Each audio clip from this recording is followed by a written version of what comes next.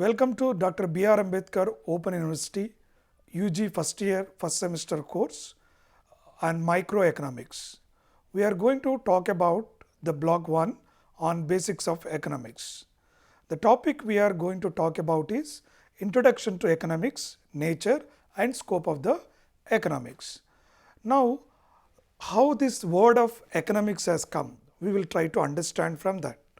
The word economics is derived from the Greek word oikonomia, which made up of two words, that is oikos, nomia.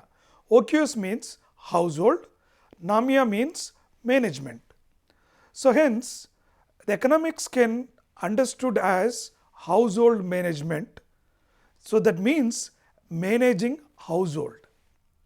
So for example, a student, family income, governments. So all related these items which comes under the household management. So where we will have with the limited resources available in economical manner. In social sciences, which we explain economic activities of the human. So later on, the scope of economics has been extended to the nation's management. Like we discussed, the basic idea is household management. Then later on it is extended to the national management. So now in this basic idea, we will try to, what we do is how to produce, whom to produce, how we produce. So these are the three basic questions we ask. So whenever a producer wants to produce, so we need to ask ourselves that for whom we are producing, how we are producing. So these are all become very essential part of production of the economy. So in this way, this economics has become one of the very important subject because our resources are very limited and human wants are unlimited, which we all know, right? Any human being once fulfill their human wants, desires, they would expect to come up with the next level of set of the desires to fulfill. So for that again you make efforts. So that is the reason how do we make these scarce resources into effective use become the concerns of economics. We will also discuss next on the definitions of economics, which we will understand more deep about what is the scope of this economics. But basically we are like, if you see as we mentioned in the why do we study economics? Limited reserves, less agriculture production, limited natural resources, limited capital, limited human resources. By naturally every process of production, like we see the factors of production, land, labor, capital, organization. So all these factors of productions are required to produce any kind of commodity or service or any combination of the set of these variables has to be used for the production process. So that's the reason we are having this economics. So economics discusses the one of the major core concepts like opportunity cost. Opportunity cost means for every product we use, we will have alternative uses. So for example, when we are trying to watch a movie or you can study your subject. So you can't do simultaneously because it will distract your concentration. So the opportunity cost of while watching a movie or reading a book or attending a class. So we have to make a choice. So this will be derived based on the marginal utility. As a user, we see that how much a marginal utility is derived, that will be taken. Then what do you mean by marginal utility?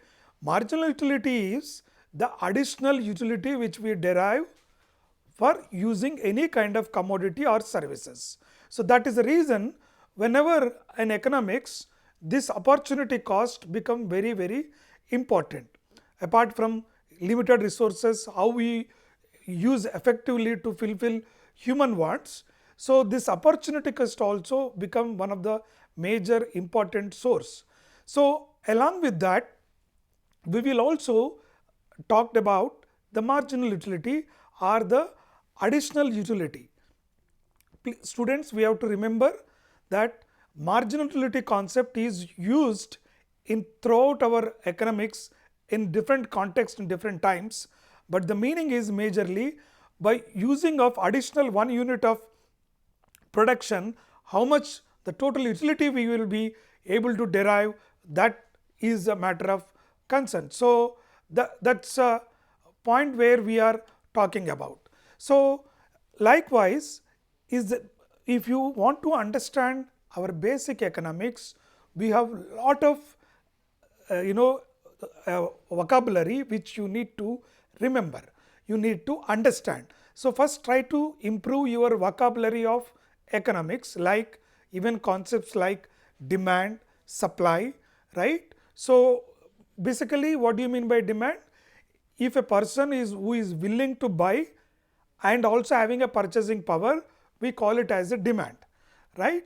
So, similarly the supply. So, if a producer given a price, if they are able to sell or is able to supply given a price, we say it is a supply. So, demand, supply, opportunity cost, scarcity, welfare. So, likewise we have so many terminology which as a student of economics, before you proceed to learn this course, you need to understand the basic idea of this. So, today we all know that the economics is global phenomena. It is not only of micro or macroeconomics. Microeconomics may be trying to deal with at a micro level analysis, the firm level analysis, macro as a country level at a macro analysis which we will try to get it. All industries put together which will come as a macro level analysis. So, micro and macro. So, these are the two major branches of our economics, which of course will have a lot of other economics like industrial economics, agriculture economics, labor economics, gender economics. So, likewise you can see today economics has spread across different disciplines including to the management, engineering, even sciences. So, this ultimately aims to maximize the utility or the level of satisfaction from using the limited resources. So, as of now what we have understood from this till now is that how the words of economics has originated, how what is the importance of this economics, what kind of resources which we are trying to do, and few basic terminology we have discussed to understand the economy. So, next we will try to understand for the definitions of economics. Okay. So, in the introduction part, in this part we have discussed about basic introduction of economics. So, this will help you to understand the scope and basic understanding of economics. Thank you.